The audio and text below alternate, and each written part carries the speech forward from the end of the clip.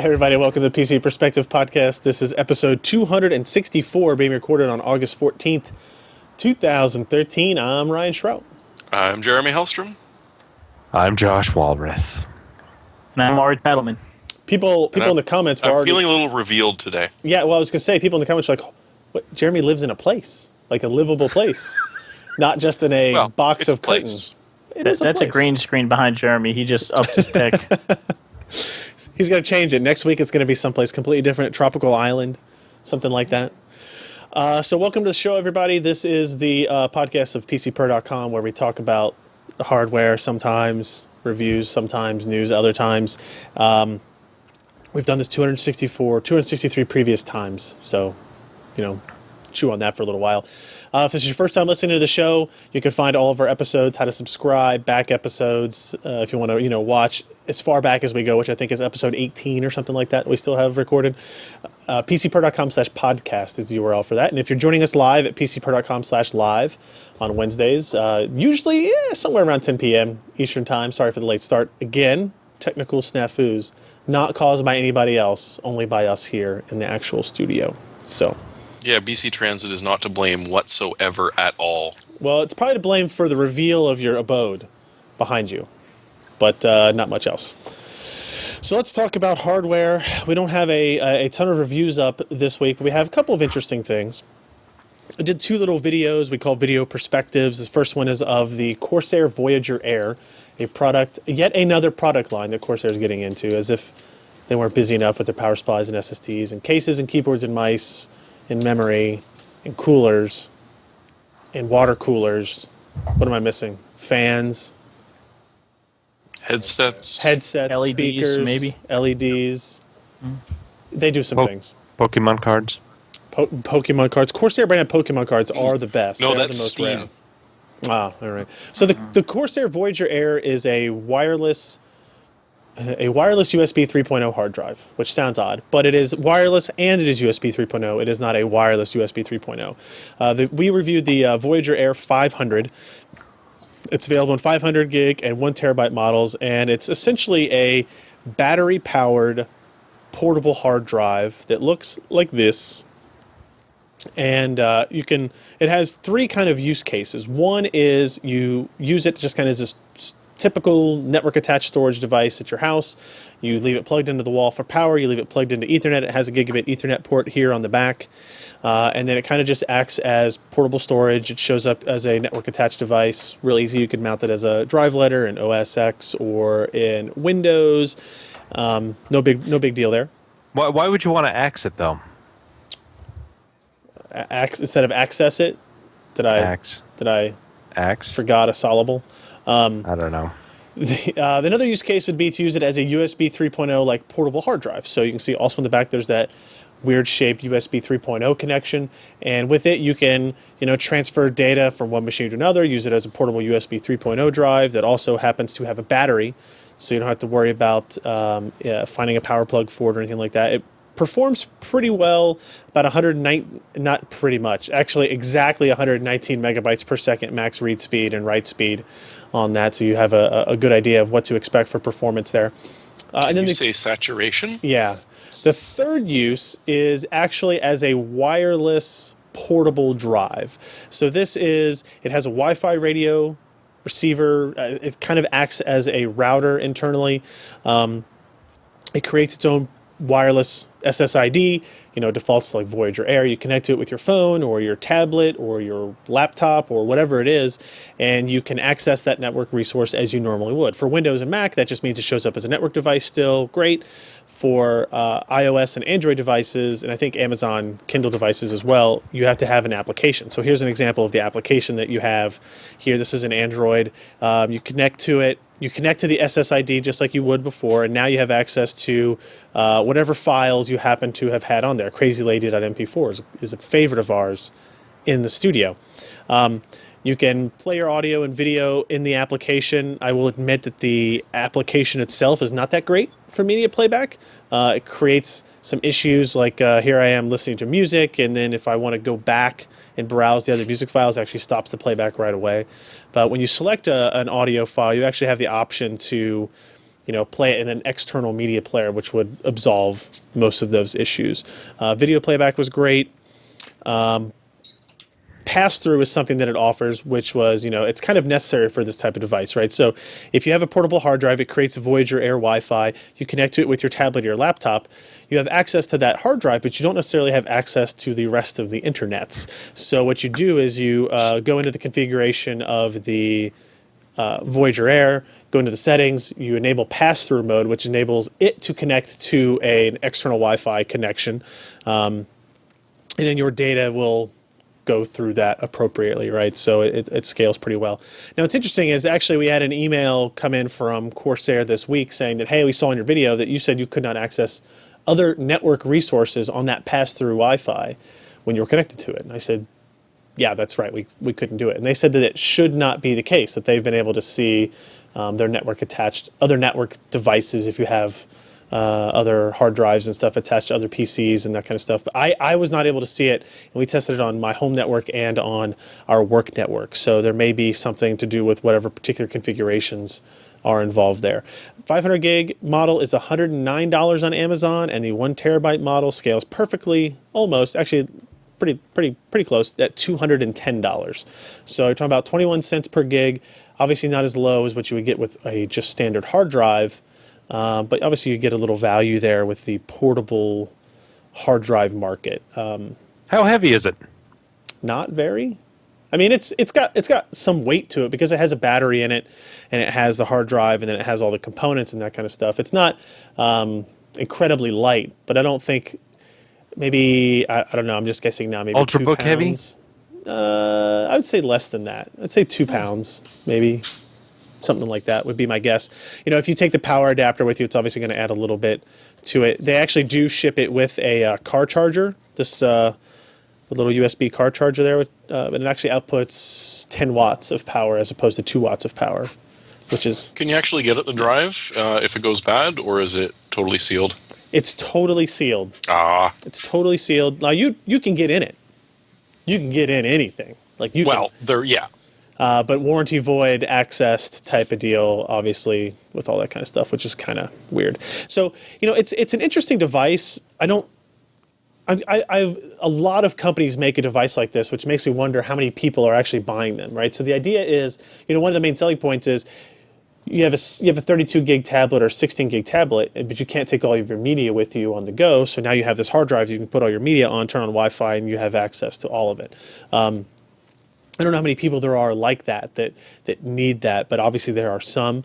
I think the idea of having a drive that is attached to the network in your house that you can, just use as a NAS, but then when you need to go on the road, or you're going to work, or you're going someplace else, you're going to the library to meet some people for a project, you can literally just unplug it and take it with you. You don't have to worry about bringing the adapter. It'll operate for 5, 6, 7 hours on battery alone while with data access. So I think the idea of that is actually kind of handy, but I don't know, is it something that people are actually looking for as opposed to like a more dedicated network attached device itself? Well, let me ask you this. What do you use for your vehicle in terms of like music when you're driving, going on trips?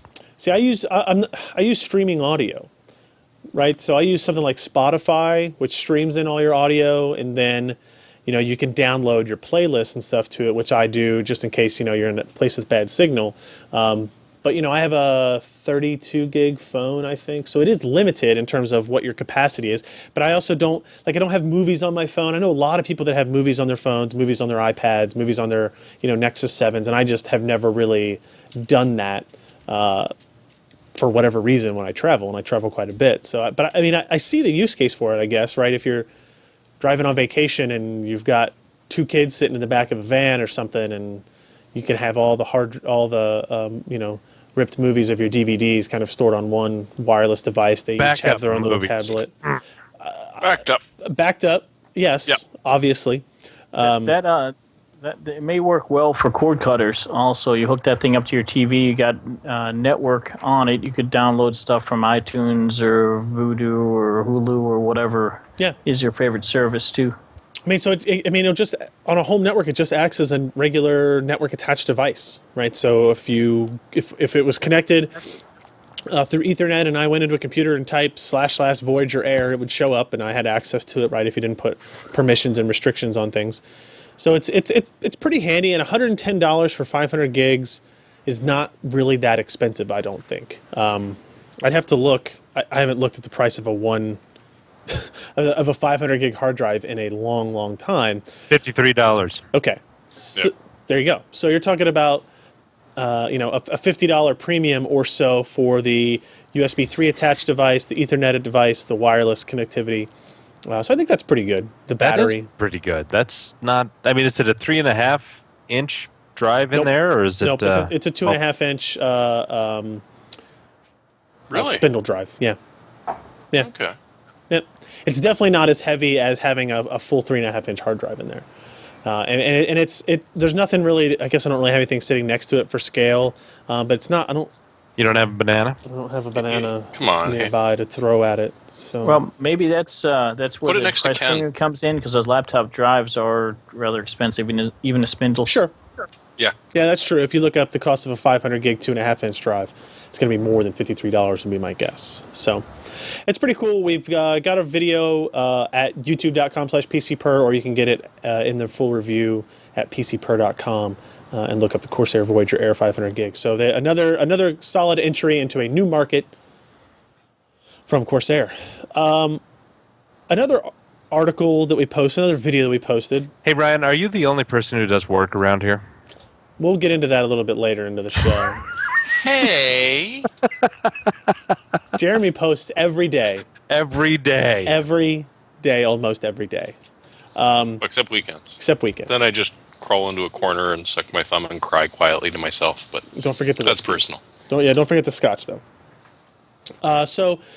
And another article that I published this week was a video, we should point out Ken does a lot of the video work as well. So I'm not the only one that is involved in this publication. He's not outsourcing it yet? No, he's not. Oh, I'm disappointed, Ken. So the video perspective of the Digital Storm Ode custom gaming PC, and it's so Digital Storm is a system builder. They've been around for quite a long time. They do pretty good work. They wanted to send us a system when Haswell released. We've had it for too long. It was kind of our fault that it took us this long to publish this article for sure. But they sent a system. It's about $2,500. It consists of a Core i7 4770K overclocked to 4.4 gigahertz, an Asus Z87C motherboard, a Corsair H100 water cooler, 16 gigs of 1866 memory, a GTX 780 3 gig card, 120 gig Corsair Neutron SSD, 1 terabyte Western Digital, 72 RPM hard drive, Corsair HX 1050 power supply, and the Corsair Graphite 600T white case. We did a video of this. We go through a walkthrough of everything that they build.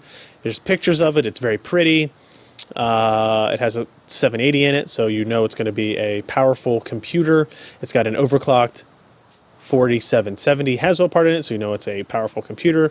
Power supply will support additional graphics cards, SSD, so you're talking about great responsiveness, boot times, application start times, and as you can see here in a couple of benchmarks that we posted as well with Cinebench, TrueCrypt, and 3D Mark, it does perform well.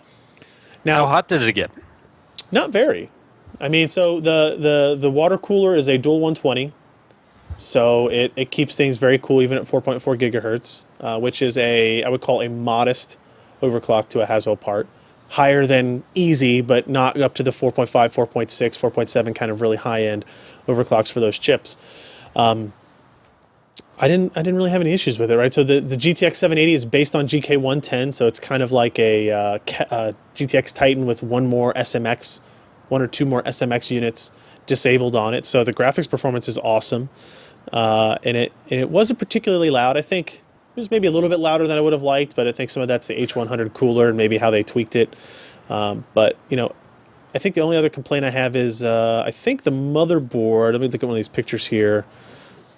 Yeah, the Dash C is not a normal. I don't think it supports SLI or Crossfire.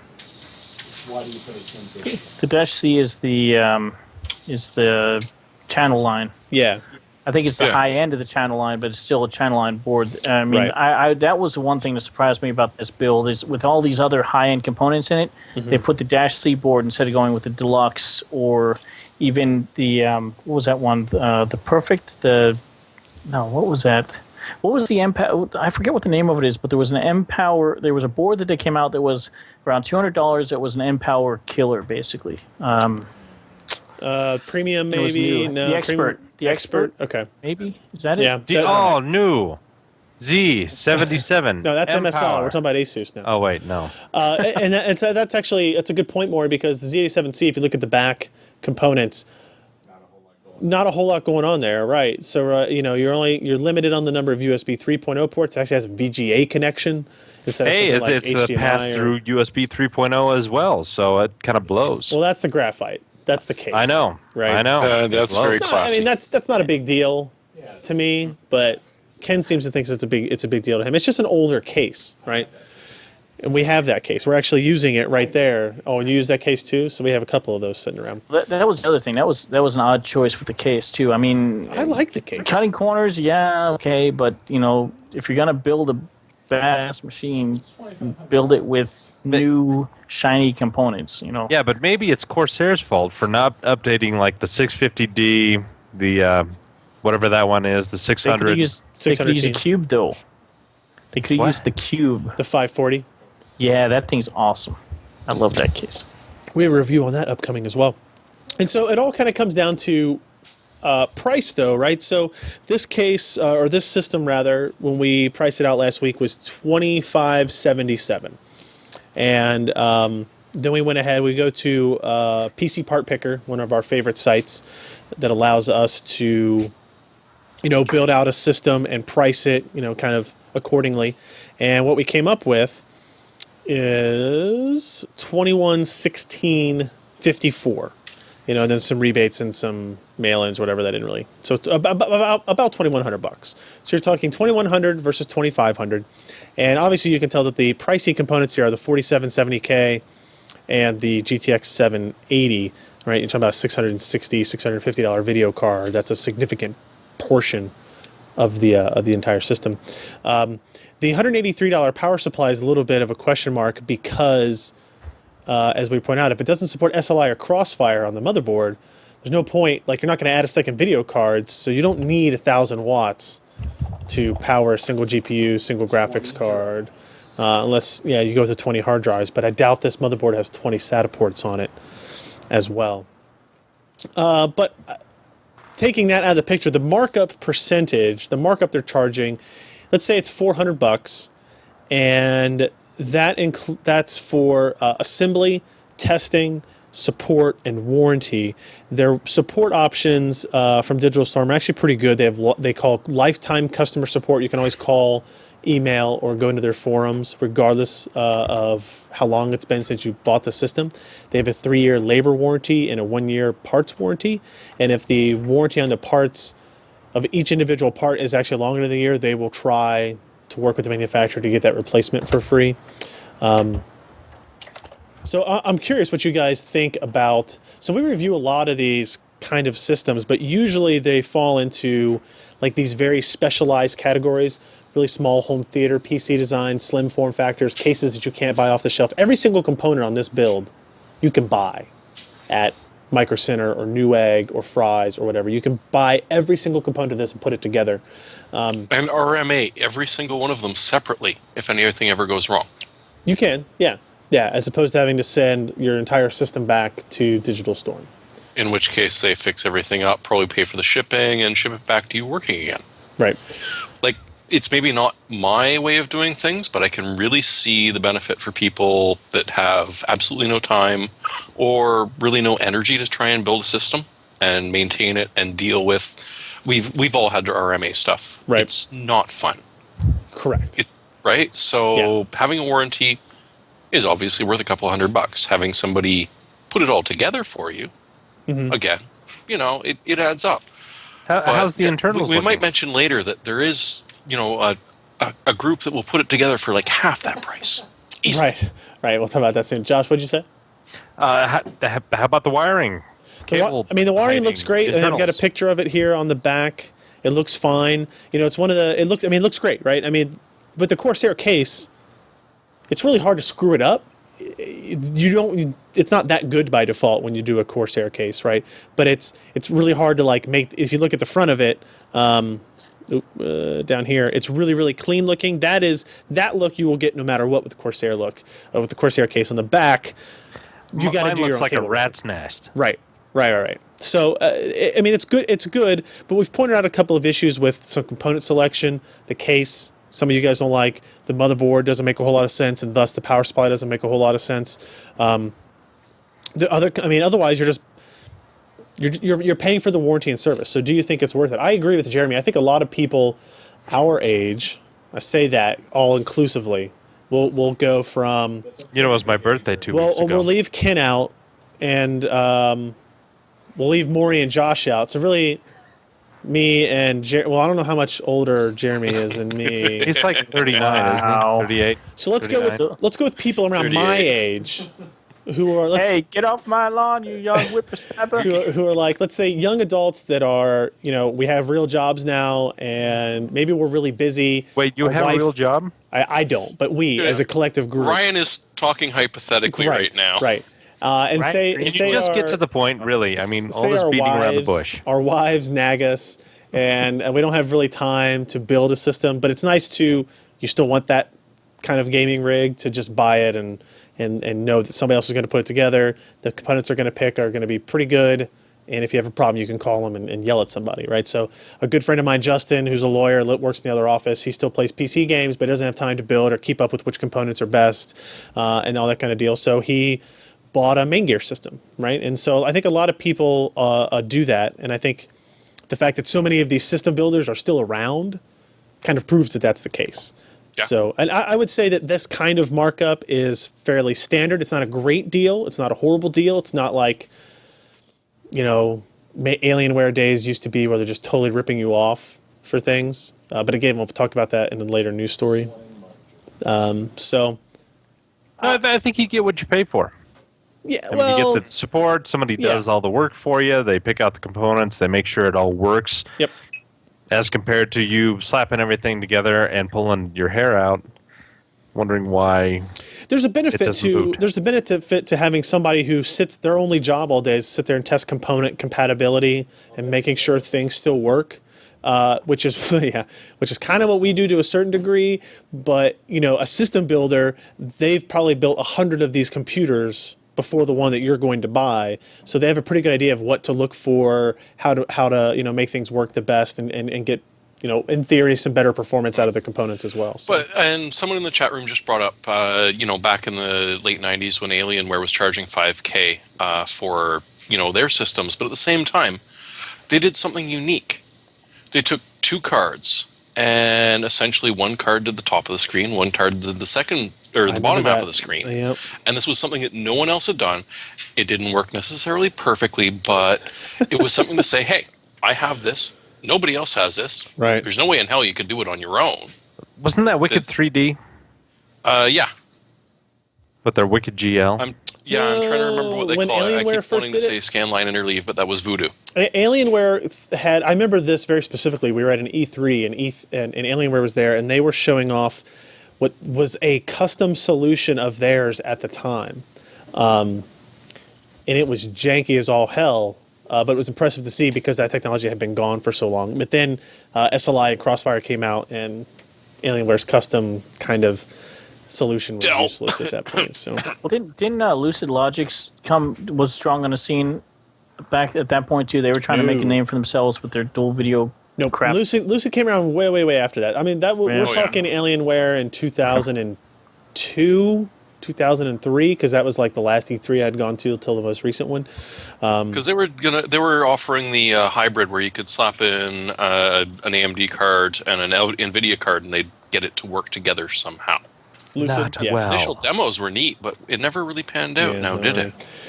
All right, another review came up this week. Maury posted a second look because it was the second time we had written about this motherboard, the GIGABYTE Z87X OC Force. So we already talked about this motherboard once, Maury.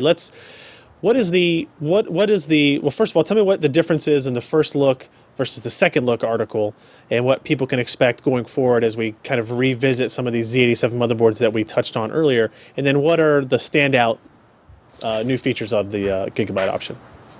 Okay, well, basically the first look review is going to be the intro to the board. It's going to have all the features of the board. It's going to go through the BIOS. It's going to go through board benchmarks and synthetic benchmarks.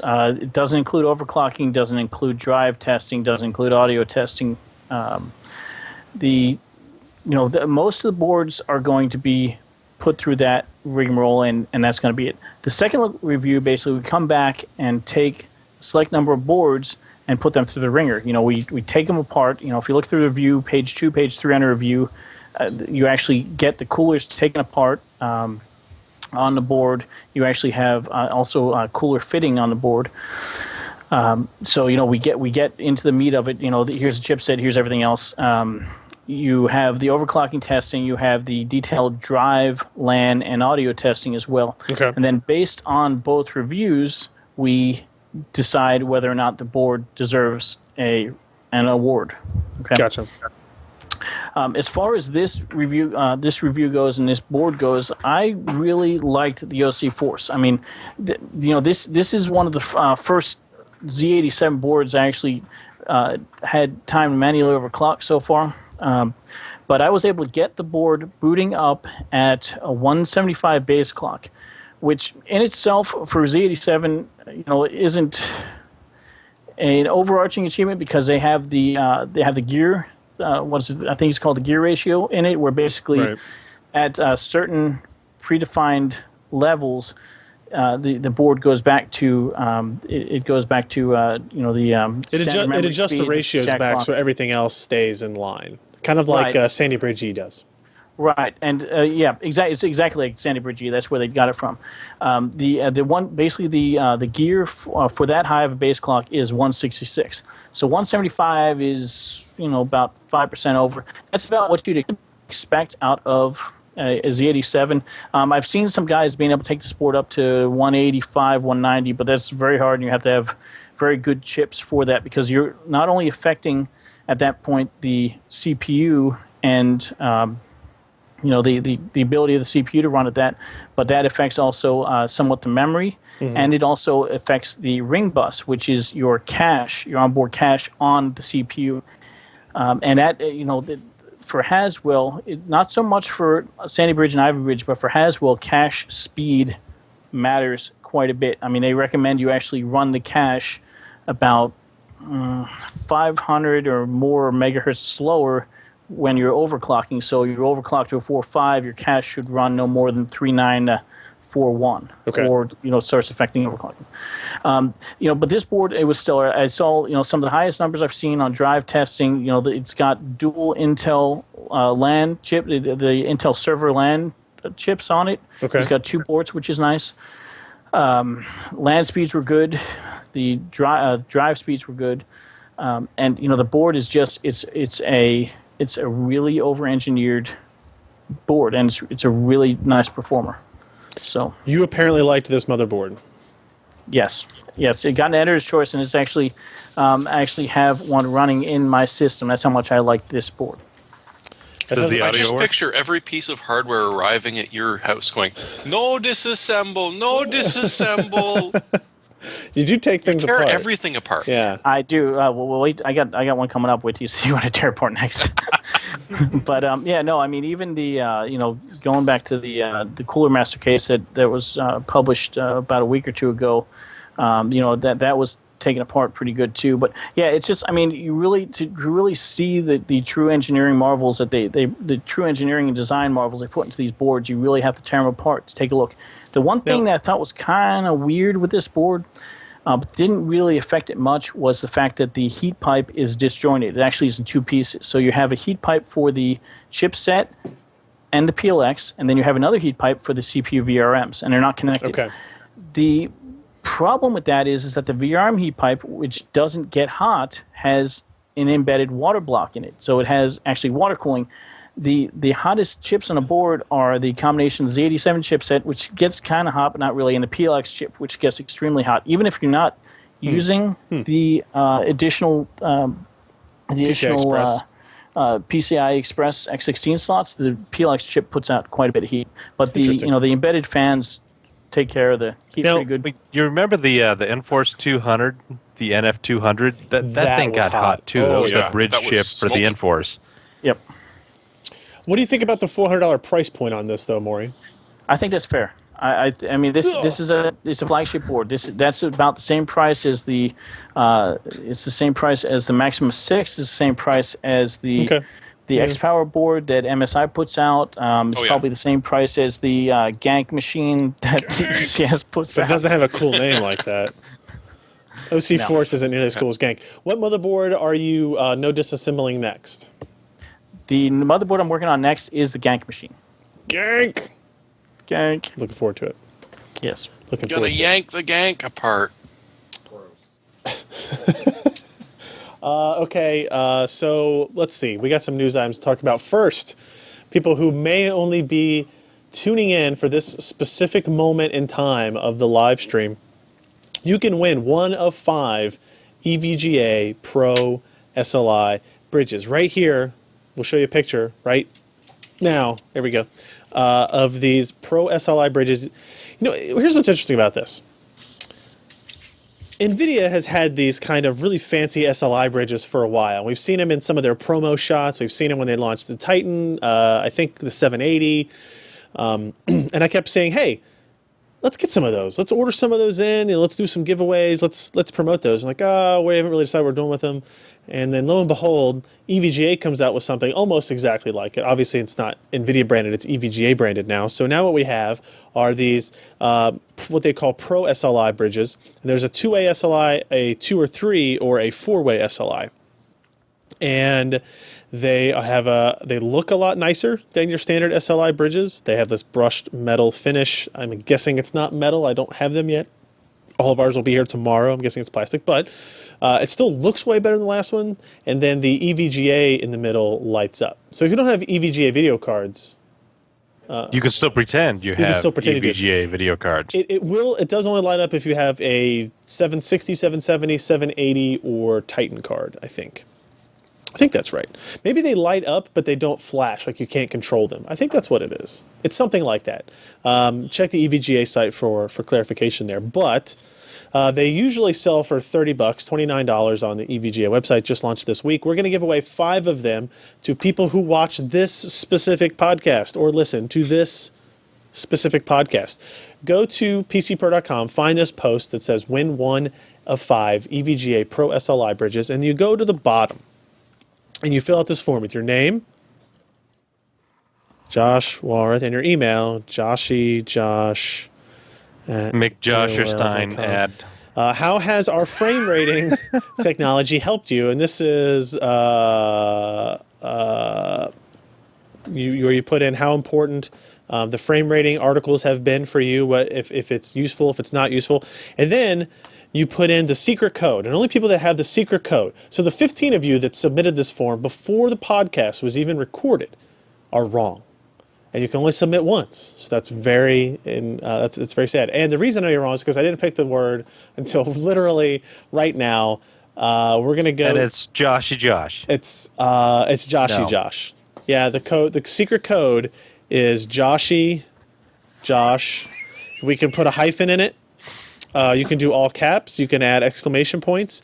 Joshy Josh is the secret code word to win 1 of 5 EVGA Pro SLI bridges. They're pretty cool. And be sure to sign up at our MyPage site or MySpace site. Yeah, at my MyPage page.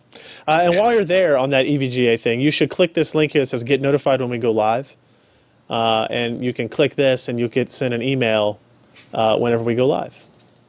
And you should do that because we have awesome events. And sometimes we give away things. So thank you to EVGA. Props out to Jacob for that. bugged him on Twitter, and he said, "Sure, I'll send you some." And so now we're gonna he was one of 15 people who showed up to the live PC Per podcast. He was, and I think I will be making a guest appearance on the EVGA podcast soon as well. Nice. And if you fill out the form, we promise not to share your information with the NSA. Well, I don't really have already control over there. that. Yeah, like I mean, hey, they're on we my won't server. give it to I them if don't they know. take it. That's you know, wishful we thinking. can't Yeah. control that. Let's talk about some other crap real quick. Galaxy released a new GTX 780 Hall of Fame card, which is a okay name for a pretty sweet graphics card. This is a GTX 780, as the name implies, but it's white. It's milky white. Look at that PCB. That is awesome. The cooler, not the best, but the PCB is awesome. It's like John Holmes went crazy on it. It's also an extremely overclocked card. It is running at a base clock of 1006 megahertz as opposed to 860. So it's a really, really highly overclocked GTX 780. And that's pretty awesome. It's selling for, let me check on this, $689. So not that much over your stock GTX 780, but you get the sweet white color, like pasty, like Josh's skin color PCB. Now, I don't know if it's the really angle of the way that they shot that, but it looks like a triple slot cooler. Dual slot card, triple slot cooler. I think you're right. It is tall. Could be. I don't know. I can't tell. That would give the Hard card a little more OCP pressure. has a review. They probably have taken a few pictures. Let me go over there real quick because I did see that they published a review of this graphics card today. Kyle. Let's see.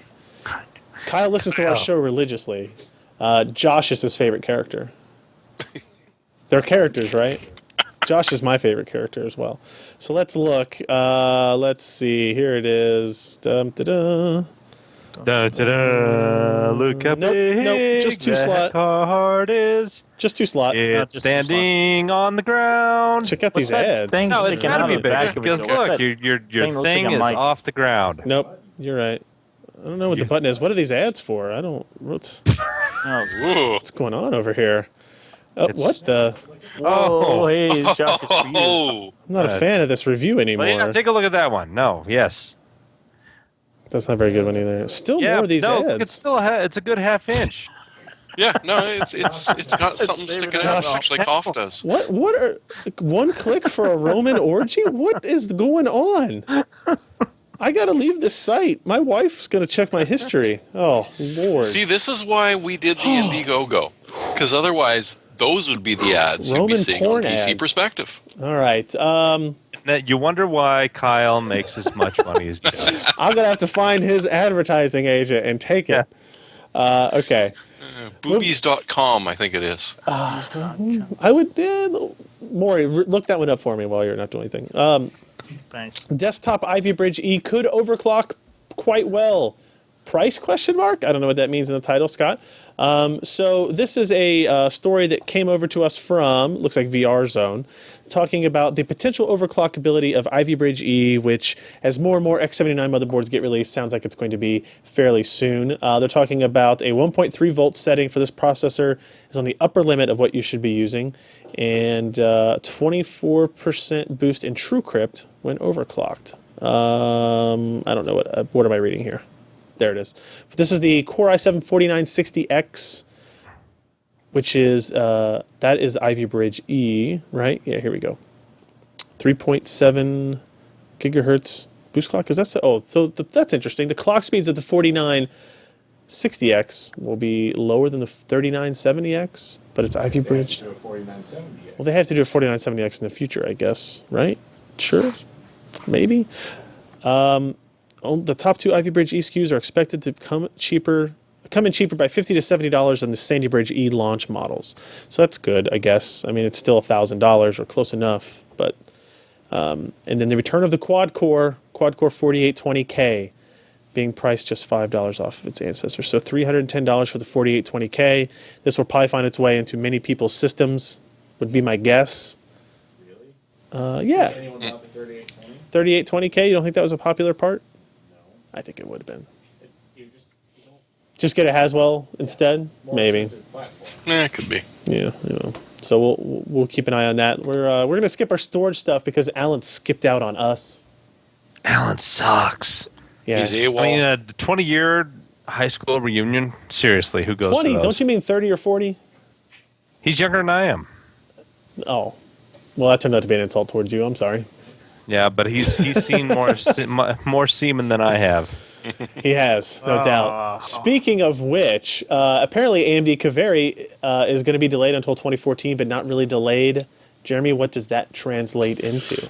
Well, it is semantics because essentially all that they originally tweeted, and this is strangely enough off of a tweet, not really the presentation that they did, is that it will be shipping out in 2013 to system builders, which usually means it's going to be a 2 or 3 month delay before you actually start to see it on retail. And that's sort of exactly what we're seeing, is that we're going to see it, February-ish, March-ish, unless it gets delayed, because this delay, not technically a delay. The one previous to this, definitely a delay. Josh, do you think this is a delay? Oh, yeah, it's about a quarter off. And they're just trying to hide it we don't cleverly. know why. We don't know if it's a fabrication issue with Global Foundries, because, I mean, like a year and a half ago, they promised 28 nanometer, and really they only started delivering it about, earlier this year. And this is it's a high performance 28 nanometer process for Kaveri that they're wanting to use. Remember, AMD took some big charges by kind of breaking the contract and saying, hey, we can go with our CPUs to other places. Here's some money, because we're not entirely pleased about where the process technology is going. So, yeah, my guess is that Global Foundry still isn't quite up to par about where they need to be. I think it's improving. I think they've got some interesting things going, but we just haven't seen enough products coming out. But yeah, it's also Kaveri is it's a complex part. It's the first steamroller-based part. It's the first fully functional GCN-based APU with full HSA. Go ahead. We hope it's fully functional. Well, yeah, we hope so. I think it will be, which is probably why it's a quarter later than we originally expected. Not a big deal. It's too bad that TSMC's dance card is so full, because it's not like you can go to them. That's why AMD took a rather large charge, because coming 22 nanometer, 20 nanometer stuff, they may have more choices about who to go to with their processors than they do now. Mm-hmm. How many Kaveri APUs would they have to sell for Rory Reid to buy the Saints Row 4 Collector's Edition Absurdity Pack? How much does that cost? $1 million. What, $150 a pop? Yeah. Unless, of course, it's really hot. But no, I think it's still $150 a pop. I don't know, like 7, 8. So this is actually apparently a real thing. I thought this was a joke when I first saw it. The Saints Row 4 Absurdity Collector's Edition is...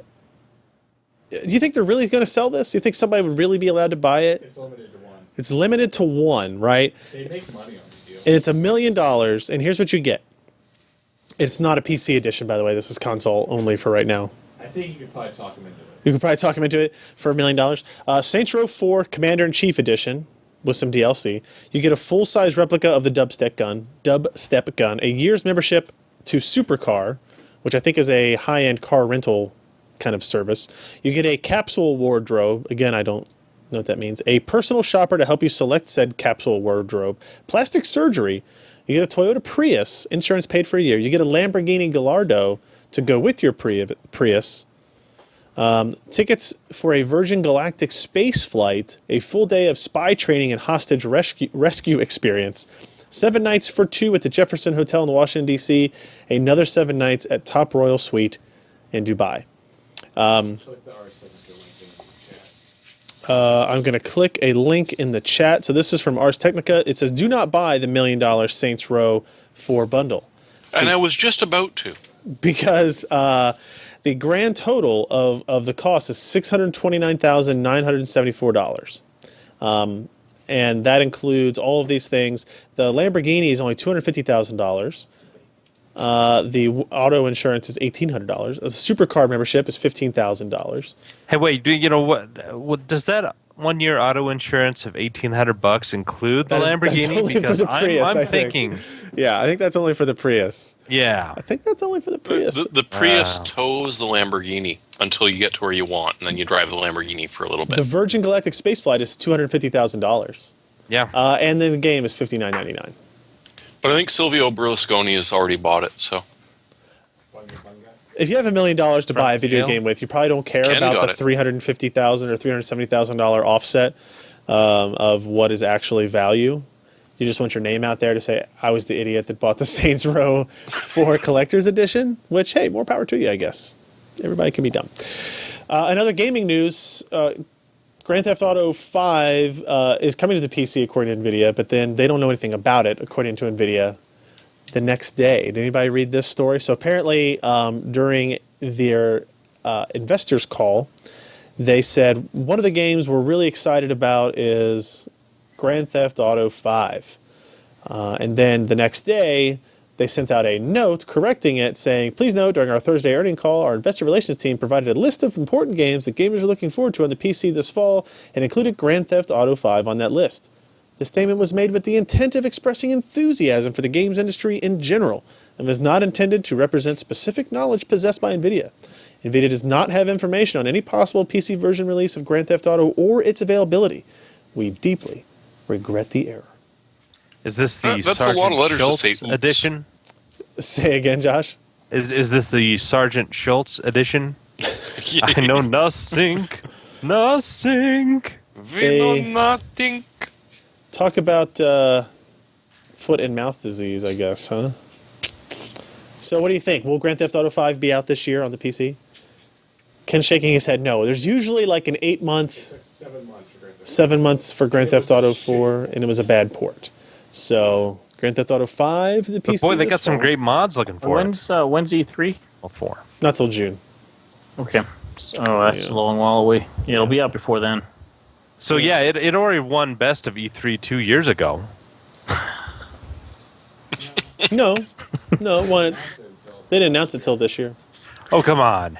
Yeah. Get with the joke. Get with the program. Yeah, but Josh, Duke Nukem Best Forever was winning the MMO best of E3 for 2003. years. Comes out And in that- 2005. What? Duke Nukem Forever was running best of E3 for years, and look how long that took to come out. Yeah. And look how amazing it was when And it was suddenly released. didn't win best anymore. So let's talk about another AMD news item. They have updated their Never Settle campaign yet again. This is Never Settle Forever. Forever and ever. Fervor. Ever and ever and ever. And this does not mean that this campaign will go on forever, but instead that they are enabling choice. And I actually really, really like the premise of this bundle. So their Never Settle bundles have been very popular. The very first ones, in what did they offer? Sleeping Dogs, Deus Ex, Dirt 3, and something else I forget. Dirt 3. Bioshock Infinity. Nope, that was And not Dirt the first Showdown. ones. And it's not Infinity, Maury. How many times do I have to tell you that? Infinity. It's Bioshock Infinite. Infinite. E, not Y. Gosh, I yelled at you probably 5 times for that at QuakeCon, too. At the time, I blamed your inebriation, but now we don't have that excuse. Or do we? Or maybe we do. Or do we? He's We drinking do? that 20% wine. I know, think about it. So the new Never Settle Forever bundle will have 3 tiers. Gold, silver, bronze. Not very creative in the naming.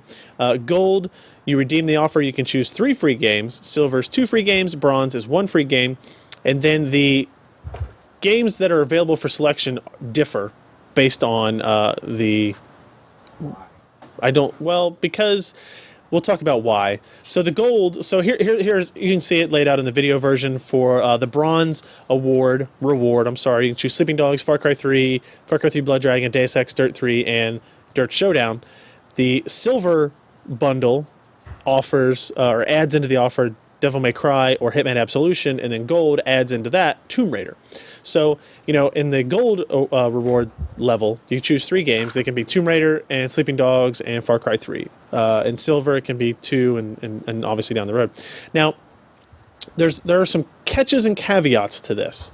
The idea is you go to an AMD website, you give it your code, and then you see all the games available for you to select and to redeem for. For the kind, it's not an issue. It's just kind of like a complication. You have to use all of your game choices at one time. And you do not have to do it right away. So these coupons that are going out now are available, and they're good until December 31st, 2013. So they're good until the end of this year. And what this allows AMD to do is to add and take away games at any time. If you really wanted Tomb Raider, but for some reason Tomb Raider comes off the list on August 31st, you can't get it. But if you bought a Radeon 7900 card and you are qualified for 3 games, you cannot buy Tomb Raider today and then save your other 2 choices for down the road. You have to redeem all 3 or all 2 or all 1 of your game rewards at the same time. Now, why that is the case, I don't really know. I'm sure there are business reasons for it. There aren't technical reasons necessarily. Something to do with publisher agreements, and this game needs to be paired with this game, or it needs to be offered up at the same time as this game. And what's interesting is the idea that they can add or remove games at any time. And they didn't give us any idea of what these new games were going to be, but I would expect things like Thief, Battlefield 4.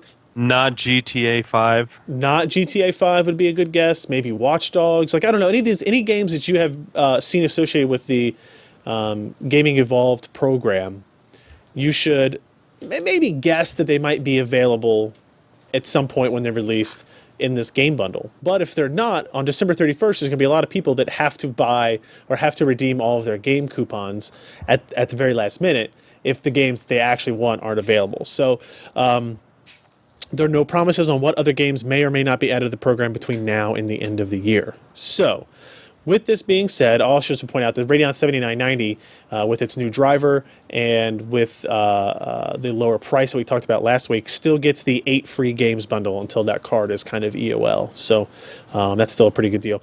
What do you think about what do you think about the idea of your choice? And then secondly, maybe, also, what do you think about the kind of game selections that are left now? It's kind of weak in terms of game selections. Not anything really new. Obviously, Dirt 3 and Dirt Showdown are not new titles. Hitman, not a new title. Tomb Raider's, been out for 6-7 months now? Yeah. I think Tomb Raider might be the newest game. Yeah, I think what the newest is Blood Dragon. That came out maybe beginning of it's summer. pretty close, yeah. Yeah. So it's nice that you have choice. You can now choose to say, hey, I don't have this game. I still don't have that one. I always wanted to play this one. You can go ahead and do that. I mean, it's nice. It's cool that AMD is not picking the games for you. It sucks that BioShock Infinite got whacked, and Crysis 3 are no longer on the list. So the fact that before you could buy a 79.9 or 79.70 and get... Did you get all 3 of those? Crysis 3 and BioShock Infinite and Tomb Raider, something like that. But you had access to all those games. Yeah, you did. Yeah, you got like 7 games. That was with the 7990. But with the single 7970, I think you got 2 of those. I think you got Crysis and BioShock, and then the 7800's got BioShock and Tomb Raider, or Crysis and Tomb Raider. I don't know what it is. But Crysis 3 and BioShock Infinite are 2 of the better games and 2 of the newer games on that list, and they're no longer included in the program. So that's kind of a disappointment. But I think it's awesome to offer choice, because I think, being able to pick what you get is obviously better than being told what you're going to get.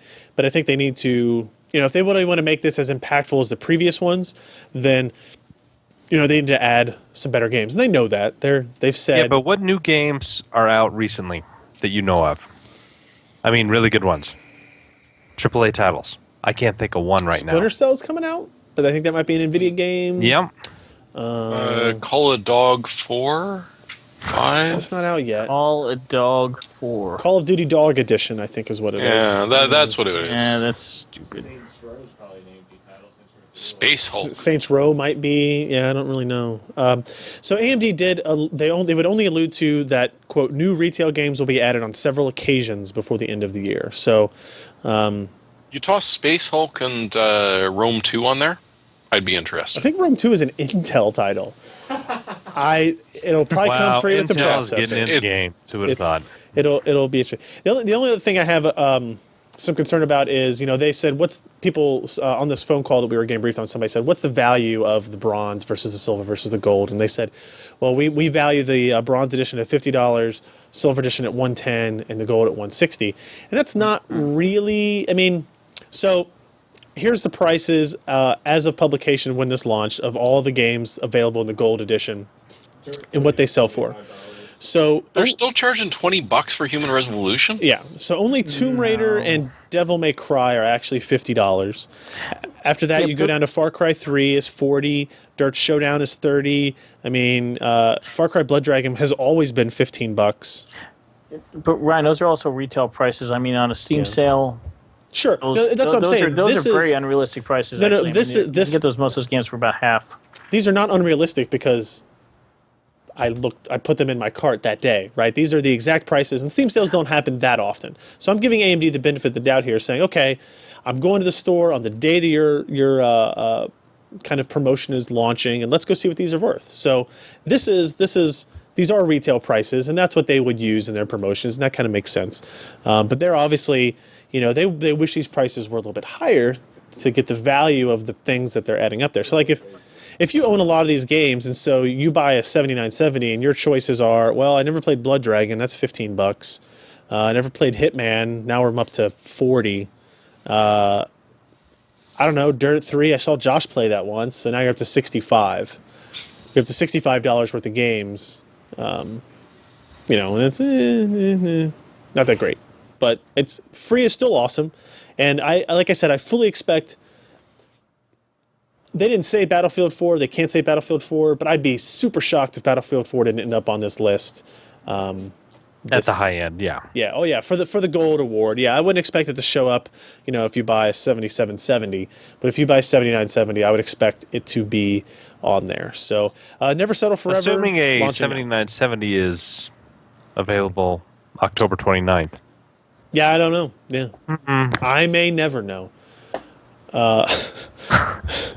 We'll see. So I think the bundle's really cool. I still think they have a huge leg up over NVIDIA in this regard. They're definitely putting a lot more effort in this area than NVIDIA does. But room to improve later. The only thing I'll mention on this, Samsung launches V-NAND SSD for enterprise market, and apparently Alan was wrong because he said this would not happen very soon. Samsung announced a vertical NAND SSD for the enterprise market. I figure we'll just mention this briefly here. You can read the story that Tim posted up about it, and then we'll bug Josh or we'll bug Alan about it next week. If and when you could bug me too, but I just wouldn't have much to say. Yeah. All right, and our last news story of the week. Let me cash up this video here. Our last news story of the week is a very important story about why it's important to trust the people that you might decide to give $500,000 to. Right? So we'll call it a company called who is typing? What's going on? It must be Jeremy. Oh. I can't imagine. Nah, it wouldn't have been him. Nah. He looks innocent. InnoVision Gaming is an Indiegogo project that says, we are creating a community of gamers dedicated to lowering the price of computers. And I say, welcome to the forums of the world. Like, welcome to all communities in general. But look, they have InnoVision. Isn't that a game console from the early 80s? These guys would know. No, that's in television. Sorry. These guys wouldn't know. I don't know if we have any audio on this. B-17 Bomber. Do we have any audio on this? ColecoVision? Oh, I have music playing still? And Let me stop television. that. Yeah, I do. Oh, No Doubt was on too. Nice. All right, how about No that? Doubt. 6 gigabyte video card, 32 gigabytes of RAM. So these all guys, moving from they're starting a crowdfunding project. I mean, this would normally I got no retail for problem about with $3,000 to $4,000. They say they're going to revolutionize how But you guys are gaming planning PCs on are selling built. it for $1,000. It's okay. Originally, we were going to go cheaper than that, but some of the big manufacturers are hard to deal with. They're in suits. That makes $1,000 them was professional. cheapest we could go for the machine we wanted to build. And the sun So, is behind don't you it. think this could lead to awkward conversations with big industry producers? I mean, you're undercutting their prices quite a bit. Awkward conversations, like how overpriced their computers are. We're okay with that Like how conversation. classy my glasses Right. are? Well, then I'm just trying to make sure you guys aren't getting in over your head. I mean, hope that there's a they lot of wore big less of dogs out there. sunscreen. I think we've made our because- purpose clear. Right. So if this project gets off the so let me skip through the this stuff. Okay, so essentially, I'm going to mute this again. I don't really care. These two guys might be really nice guys. I don't know. Said that they were tired of how expensive gaming PCs were. We just did a little discussion about a gaming PC from Digital Storm. They were tired of it. So they're going to buy a bunch of parts in bulk from companies because nobody ever thought about that before.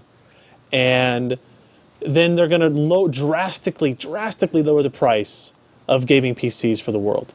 And their target goal is $500,000. And they want to sell a $1,000 gaming PC. Not out of the question. You can build a gaming PC for $1,000. You absolutely can do it, and it can play a lot of great games for $1,000. But here's the thing. This is a little diagram. This is a table they put together talking about here's what you get in Alienware. Here's what you do if you build it yourself, and here's what we're gonna do. Right? So build it yourself. 3960X. Sandy Bridge E, Windows 8, 32 gigs of RAM, a GTX 690, 512 gig SSD, 512 gig SSD, and a 1 terabyte hard drive. Final price, $3,300 and change. Yep, I see that. That's pretty normal. But through Innovision Gaming, you will get a faster 6-core Sandy Bridge E processor, Windows 8 Pro, not just Windows 8, Windows 8 Pro, 32 gigs of memory, an HD 7990, a 512 gig SSD, a 4 terabyte hard drive for $1,000. I will give this guy $500,000 today if he can get me those prices. And the way they think they're going to make this happen is through scale. Like nobody has ever sold $500,000 gaming computers before. I don't think about this. The 3970X, what's that retail for? $1,000? Yeah. How about 32 gigs of RAM? What's that? $200? $300? $400? Radeon 7990, even on sale, $650, $700. How about a 512 gig SSD? Let's give them a steal at $1.50 a gig. Let's give them $1. $1 gig, that's $500. 4 terabyte hard drive, how much is that? Oh, $129. Yeah, 120. $300 maybe, something like that. No. There's one on sale for $129 the other day. $150, yeah. They don't mention motherboard. They don't mention cooling. They don't mention cases. You don't get any. They don't mention fans. They don't mention warranties. They don't mention any of that crap. They just say, we're going to get you all these components. It's going to be $1,000.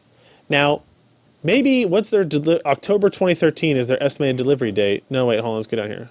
October 2013. If you give them $1,000, we'll give you the best gaming computer on the market. Check out the text for our side-by-side comparison. Please add $50 for international shipping, which is a good deal in and of itself. Ryan, I know their secret.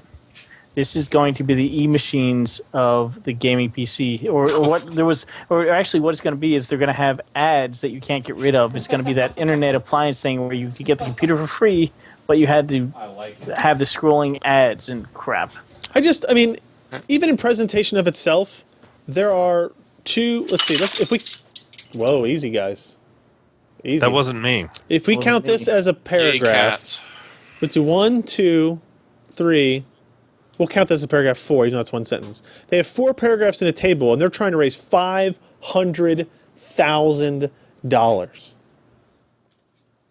$500,000. I guess I should have tried this. And they have... Maybe they're just going to actually send you a bunch of piece of papers with the product names written on them. Like buying an empty box on eBay?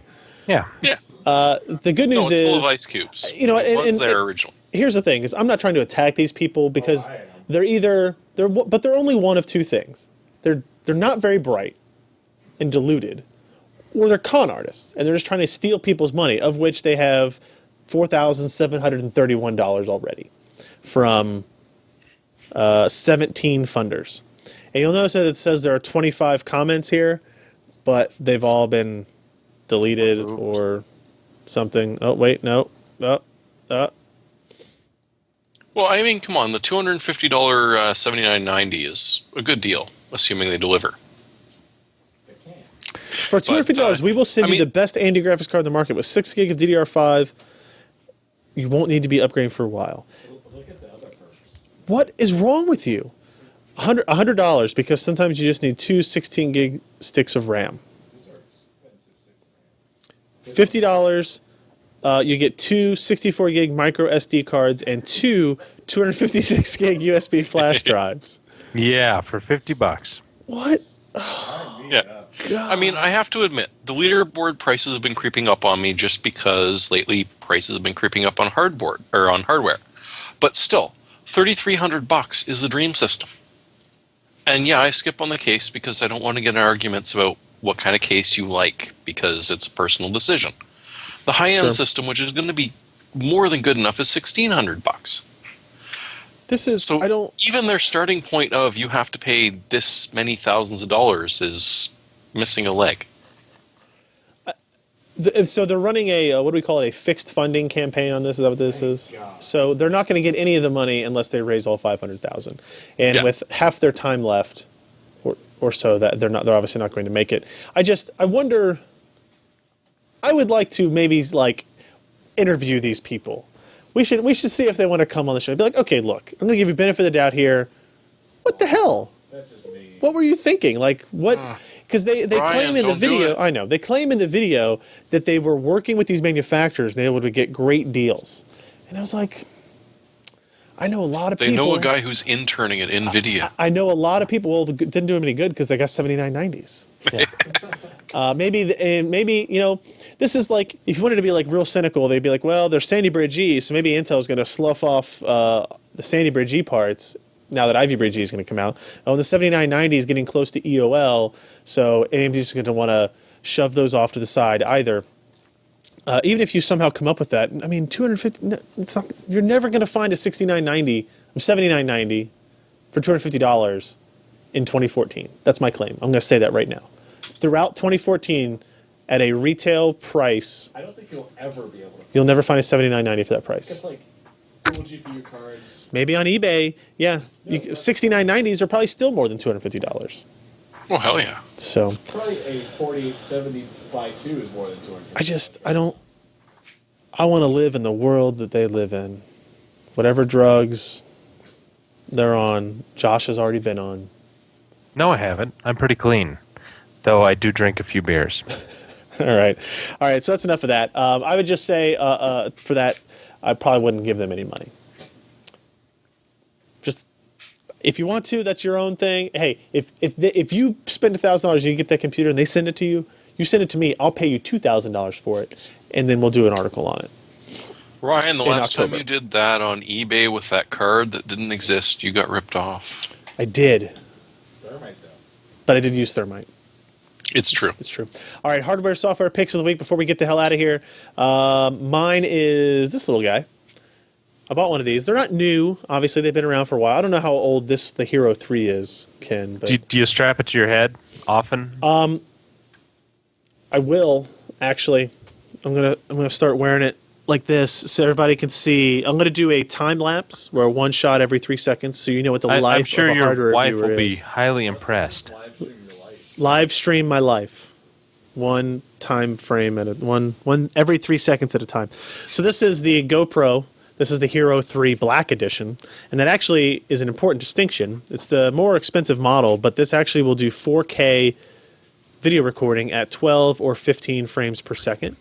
It'll do 2.7K at 30 frames per second, 2560 by 1440 at 48 frames per second, and then 720p at 120 frames per second, which is actually the one that I was most interested in using. And actually, it'll go down one step to 480p at 240 frames per second. Wi-Fi built in, Wi-Fi remote included. It's $400.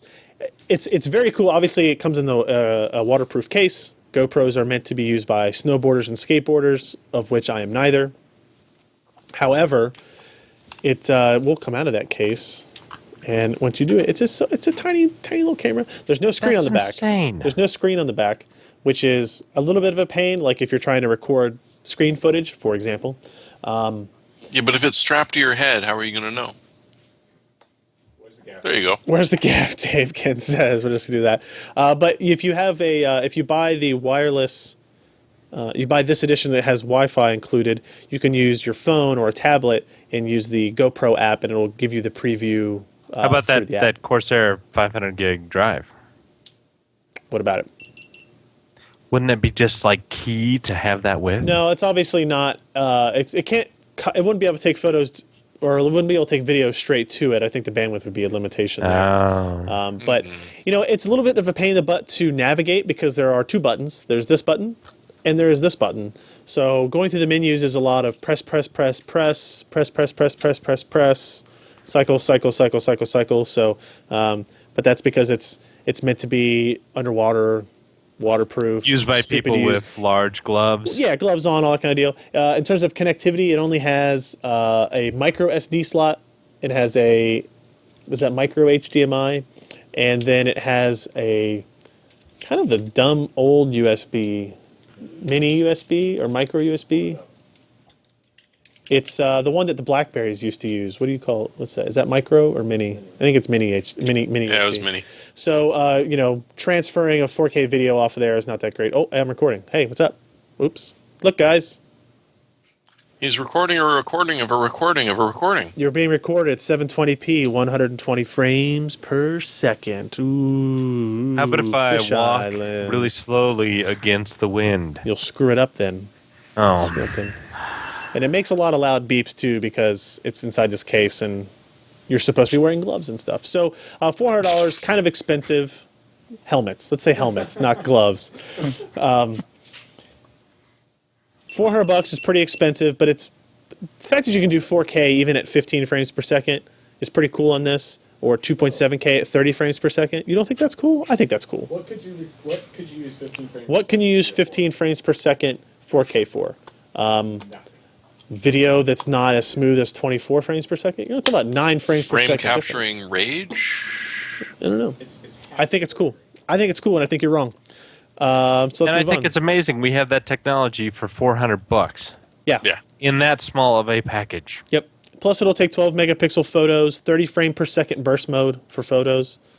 It's a lot of cool features for $400. Plus, it's I could throw it across this room and not worry about it breaking or being damaged or anything like that, except for Are you sure about that? A hole in my wall. I'd be more worried about. I wish I had it when I went on vacation. I'd taken some underwater video of nothing. So Cloudy water. cloudy beach water. All right. Who's up next? Jeremy, what do you got? Math and a free partitioning tool. Math.